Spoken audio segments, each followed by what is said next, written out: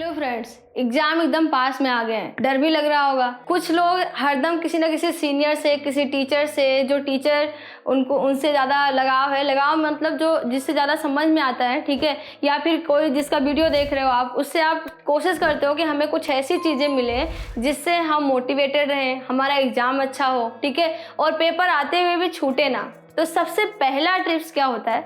सबसे पहला टिप है कि आप कुछ ना कुछ खा के जाएं। आप सोचोगे क्या है, पेपर जा रहे हैं खाना खा के जाएं, ऐसा तो नहीं। खाना खा के पूरा पेट भर के नहीं जाए, नहीं तो नींद आएगी, पेपर नहीं आएगा, ठीक है। तो कुछ ना कुछ खा के जाएं, नहीं तो जो पेपर 2.5-3 घंटे का होता है, आपको भूख लग जाती है, फिर और भी दिमाग काम करना बंद कर देता है, ठीक है। तो थोड़ा बहुत कुछ ना कुछ खा के जाएं, ठीक है। दूसरा है कि पेपर जब आपको मिलता है तो सबसे पहले इतनी जल्दबाजी ना कर दे स्टार्टिंग में ही कि सारे पेज फटाफट पलटने लगे और देखने लगे कि क्या है क्या नहीं है। इस तरह से हड़बड़ाएं नहीं। उस टाइम आपको क्या करना है, उस टाइम आपको पेपर को बहुत ध्यान से पढ़ना है। नहीं तो उस टाइम ऐसा होता है कि हम बहुत जल्दी जल्दी पेपर पढ़ते हैं तो कुछ क्वेश्चन नहीं आते रहते हैं। उसके डर के वजह से जो क्वेश्चन आते रहते हैं वो भी हमें आते नहीं है, ठीक है। मतलब हम घर पे वापस आते हैं तो हमें लगता है अरे ये क्वेश्चन तो हम कर सकते थे, ये क्वेश्चन तो हमें आया ही नहीं उस टाइम, ठीक है।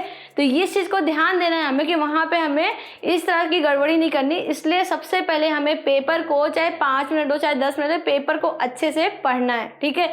इसके बाद में 15 मिनट देने हैं। 15 मिनट कौन से होते हैं? 15 मिनट स्टार्टिंग में आपको बोला जाता है कि एग्जाम के पहले आपको पहुंचना है, ठीक है। उस टाइम पहुंचने के लिए आपको क्यों कहा जाता है जल्दी? अगर आप हड़बड़ा के पहुंचते हो, है ना, और जल्दी जल्दी पहुंचे, पेपर खोला और सारे काम करने चालू कर दिए और कहीं लिखा, कहीं रोल नंबर में गलती कर दी, कहीं कुछ गलती कर दी, ठीक है, तो ऐसा बिल्कुल नहीं करना। आपने पेपर बहुत ही अच्छा किया है पर आगे रोल नंबर ही गलत लिख के आ गए हो, ठीक है, या एड्रेस जो भी है आपके नंबर वो सारे गलत लिख के आ गए हो तो गलत हो जाएगा ना सारी चीज। तो इसके लिए हमें क्या करना है कि जो स्टार्टिंग के 15 मिनट्स होते हैं, हमें जो रेगुलर चीज़ें लिखनी होती हैं वो सारी चीज़ें हम आसानी से लिख सके, इसलिए वो जो 15 मिनट हैं आपको स्टार्टिंग में दिए जाते हैं उनको आप अपने पेपर पे ही दो। मतलब स्टार्टिंग जो पेपर लिखे रहते हैं इंस्ट्रक्शन उन पे दो और वो चीज़ लिखना है वहाँ पे उसको लिखो, ठीक है। और ये चीज़ें आपके लिए सीरियसली बहुत हेल्पफुल होने वाली है। जब आप नेक्स्ट पेपर कभी भी देने जाओ तो पहले देखना कि वहां पे जो चीजें लिखी हैं उसको आराम से पढ़ो। डर नहीं लगता, डर खत्म हो जाता है उससे, ठीक है। अब इसके बाद में डोंट वरी, मतलब अगर आप पेपर देने गए हो और उस टाइम भी यही सोचो अरे यार इस पेपर में क्या होगा, मैथ्स का पेपर है, बहुत डर लग रहा है, कैसे पेपर देंगे, क्या होगा, पता नहीं क्या रिजल्ट आएगा, इस तरह से अगर उसी दिन सोचने लगोगे तो पहले साल भर क्या सोचा आपने? पहले साल भर जो सोचना था सोच लिया। अब उस दिन आपको क्या करना है? उस दिन आपको वहां पे कोई चिंता नहीं करनी। उस दिन आपको पेपर 70 नंबर का है, 80 नंबर का है, जो भी पेपर है वो पेपर सॉल्व करने की कोशिश करनी है। क्योंकि आपने साल भर में जो भी पढ़ा उस टाइम आपको वहां पे लिखना है, ठीक है। तो जो चीजें आपको आ रही है उसको लिखें। अब साइंस की अगर बात कर रहे हैं, मैं आपको साइंस के बारे में बता रही हूँ, तो साइंस की अगर बात कर रहे हैं तो साइंस में कुछ चीजें आपको मिलती जुलती आ जाती है एकदम, ठीक है। तो क्वेश्चन को पहले समझें और उसको लिखें। मान लो आपको पेपर में कुछ भी नहीं आ रहा है, तब भी अगर आप पेपर को बहुत आसानी से पढ़ोगे तो उस टाइम आपको इतना तो समझ में आ ही जाएगा कि हाँ मुझे यहाँ पे क्या लिखना है। क्योंकि थोड़ा थोड़ा तो आप पढ़े ही रहते हो तो कुछ ना कुछ कनेक्शन मिल जाता है, ठीक है। इसके बाद में है ensure speed and accuracy. Sir ने इस पे वीडियो बना दिया है कि किस तरह से स्पीड बढ़ा सकते हैं, किस तरह से एक्यूरेसी कर सकते हैं, ठीक है। अगर अभी आपके पेपर नहीं हुए और पेपर देने जाने वाले हो तो सबसे पहले आपको कुछ मॉक टेस्ट देने चाहिए। मॉक टेस्ट क्या होता है? Sample paper, pre board school में लेते हैं ना। अब प्री बोर्ड को आजकल के लोग तो बिल्कुल हल्के में लेते हैं कि ठीक है वो तो स्कूल में मार्क्स भेजने हैं इसलिए ले रहे हैं, या फिर उस टाइम तो स्कूल में ही देना है। ऐसा बिल्कुल नहीं करना। प्री बोर्ड अगर आपको 2.5-3 घंटे का हो रहा है और वहां पे आप अच्छे से वहां पे पेपर देते हो तो आपको स्पीड भी पता चल जाएगी कि हमें और कितनी स्पीड बढ़ानी है, और जो एक्यूरेसी की बात आ रही है वो भी कंप्लीट हो जाएगा, वो भी अच्छे से इंश्योर हो जाएगा कि हाँ आपने सही किया पेपर या नहीं किया। तो आप 1-2 सैंपल पेपर घर पे सॉल्व करें। 2.5-3 घंटे आराम से कमरे में जहाँ पढ़ते हो वहाँ पे 3 घंटे का पेपर सॉल्व करो। वो आपका टाइम वेस्ट नहीं करता। कुछ लोग को लगता है यार टाइम वेस्ट हो रहा है, 3 घंटे पढ़ेंगे, ऐसा बिल्कुल नहीं होता। वो टाइम वेस्ट नहीं होता, आपको पता चल जाता है कि मेरा पेपर छूटेगा तो नहीं। बहुत बच्चों से सुनने मिलता है अरे मैम ये तो 15 पेज का पेपर था, मैंने छोड़ ही दिया, इतना पेज नहीं तो मेरे इतने नंबर आ जाते। अब आ जाते उससे क्या मतलब है, क्या आया है वो पता चलता है ना। तो आपका 15 15 पेज का जो पेपर है वो सबके लिए सेम ही था। ऐसा तो था नहीं कि आपके लिए पेपर ज़्यादा था और किसी के लिए कम था, ऐसा नहीं था ना, बिल्कुल। तो वो पेपर सबके लिए सेम है, इसका मतलब वो पेपर आपके लिए भी सेम है और आपको भी उतना लिखना है।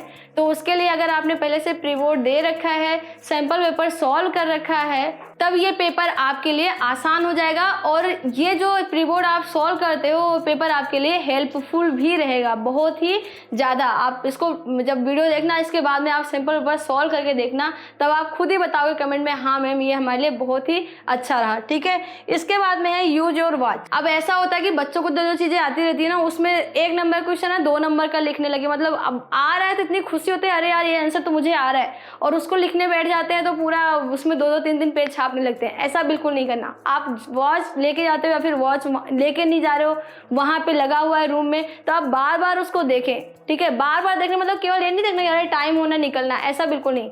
बार बार देखने का मतलब है कि आपको ये देखना है कि हमारी स्पीड सही जा रही है नहीं जा रही। नहीं तो ऐसा होता है कि हम स्टार्टिंग में जो पेपर आते रहते हैं उनको ज़्यादा सॉल्व करने के चक्कर में जो हमारे रियल नंबर के मतलब अच्छे नंबर के जो क्वेश्चन होते हैं उनको हम छोड़ देते हैं, जिसमें थोड़ा सा दिमाग लगाना होता है और वो पेपर हमारा वो क्वेश्चन छूट जाता है।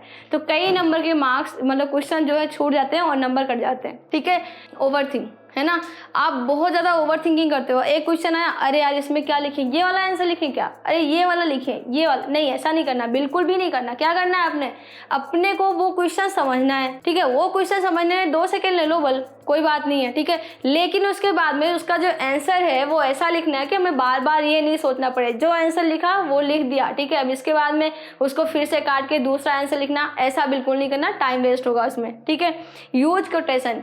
जब आप साइंस में लिखते हो तो साइंस में कुछ उदाहरण लिख सकते हो। ठीक है, और कोई भी अदर सब्जेक्ट दे रहे हो वहाँ पे कोटेशन यूज करते हो, कोटेशन यूज करो आप, उदाहरण लिखो आप, लेकिन इतना ज़्यादा नहीं लिखना है कि आपके दूसरे क्वेश्चन ही छूट जाए। 5 नंबर का क्वेश्चन मान लो लिख रहे हो आप और 2.5-3 पेज में लिख दिया आपने, 2 उदाहरण 3 उदाहरण बता दिए। अब इतने उदाहरण बता रहे हो, आ रहा है आपको समझ में, तो आप वहाँ ज़्यादा उदाहरण बता रहे हो और पूरा के पूरा पेपर छोड़े जा रहे हो। ठीक है, टाइम तो उतना ही है, तो बहुत ज़्यादा कोटेशन यूज नहीं करना। प्रिपरेशन वेल, आपको पहले ही प्रिपरेशन इतना कर लेना चाहिए कि पेपर के दिन आपको दिक्कत नहीं हो, कि आप पेपर की रात में बैठे हुए हो, पढ़ रहे हो और पता लगा बहुत लोग में 100 में से 1 बच्चे का सुनने में आता है कि पेपर हॉल में जाके सो जाते हैं। तो ऐसा बिल्कुल नहीं हो, टीचर जगाने की कोशिश करते हैं, जग जाओ पेपर दे दो, भाई पेपर है सामने, पेपर सॉल्व कर लो।